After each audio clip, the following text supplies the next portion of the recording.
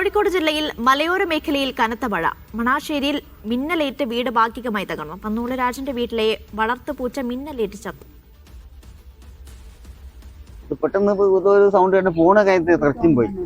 പിന്നെ നോക്കുമ്പോൾ ഫുള്ള് ഇവിടെ മീറ്റർ ബോർഡ്, ജനല്, ചുമര്, സ്ലാവ്. അടുത്ത വീട്ടിലുണ്ട്. ഇവിടെ തെറച്ച് അപ്പുറത്ത് പോയി.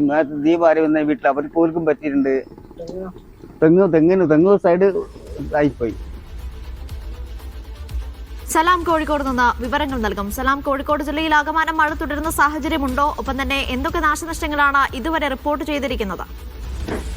അനീഷ, മലയോര മേഖലയിലാണ് കനത്ത മഴ പെയ്തത്. ഇടിയും ഉണ്ടായിരുന്നു. അതിലാണ് ഈ മണാശ്ശേരിയിൽ ഒരു വീട് ഭാഗികമായി തകർന്നത്. വീട്ടിലെ വയറിംഗ് കത്തി നശിച്ച നിലയിലാണ്. അതോടൊപ്പം തന്നെ വീട്ടിലെ വളർത്തുപൂച്ച ഇടിമിന്നലേറ്റ് ചാവുകയും ചെയ്തു.